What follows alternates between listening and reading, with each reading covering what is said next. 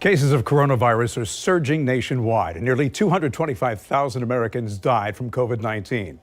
Yesterday, this is what White House Chief of Staff Mark Meadows said in an interview with CNN's State of the Union. Quote, "We're not going to control the pandemic. We are going to control the fact that we get vaccines, therapeutics, and other mitigations." Epidemiologist Dr. Jonathan Kantor with the Penn Center for Epidemiology joins me on the morning show. So his rationale when asked, why aren't we going to get control of the pandemic, Meadows responded, because it is a contagious virus just like the flu. Is that rational, and hasn't it been determined by scientists this is nothing like the flu?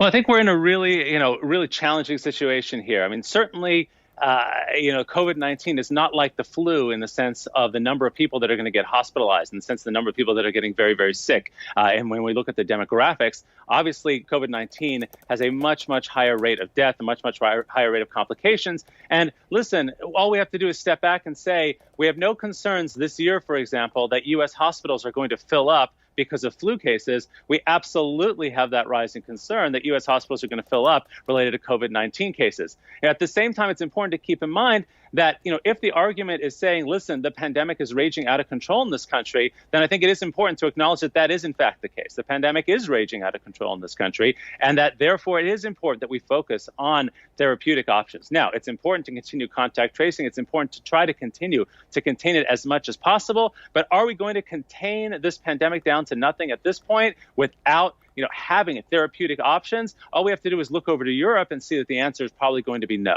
So epidemiologists are saying basically, look, we're alarmed because this is like going after a herd strategy here, a herd immunity strategy, and they say that's going to lead to thousands and thousands of deaths.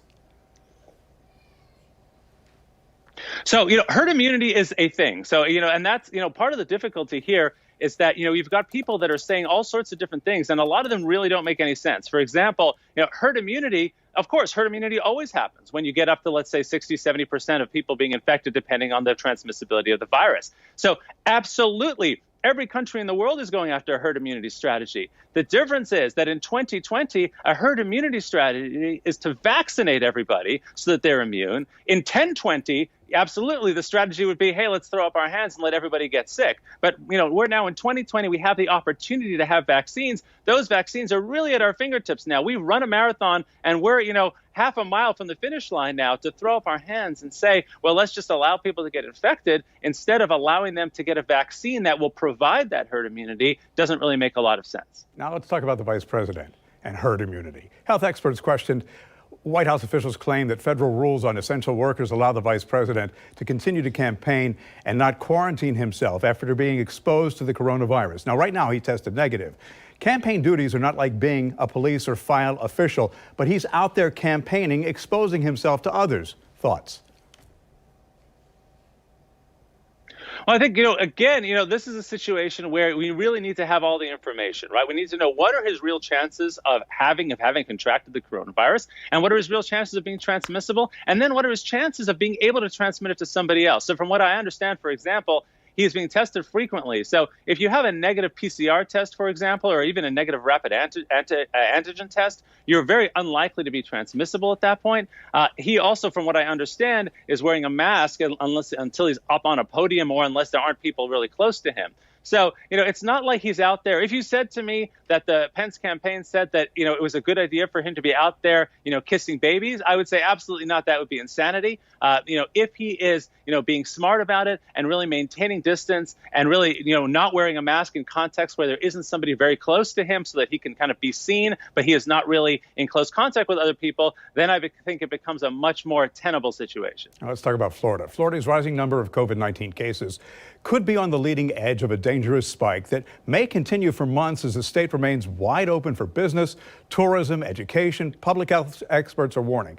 In an interview with the South Florida Sun Sentinel, Dr. Thomas Giordano, chief of infectious diseases at Baylor College of Medicine in Houston, said his worry is that the embers are out there and Florida is starting to burn. And by the time we see it in the numbers that are reported officially, it's too late. And you're going to see it only in the rearview mirror and wish you'd been a little more aggressive.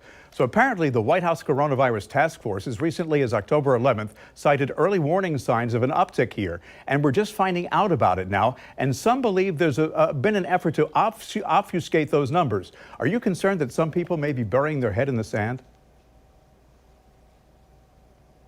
Well, I think anytime we're looking at data on, COVID-19 infections, we are always looking backwards, right? We don't really know going forward what the cases are going to be. There's been a lot of work technologically on that. There's some work using, for example, wireless thermometers to try to predict when surges are going to happen. But in general, we're only seeing it after the fact. The other big question we have to ask ourselves as Floridians is let's look back. When we've had increases in our numbers, what have we done differently? And the answer is not much. So the problem is, on the one hand, we get very upset when we don't have these early warning signs. On the other hand, even when we know that we are in the throes of a surge, we don't necessarily change our actions very much. And that's where I think we really need to look to ourselves and our communities and our families to say, what are we doing to try to help to mitigate this problem?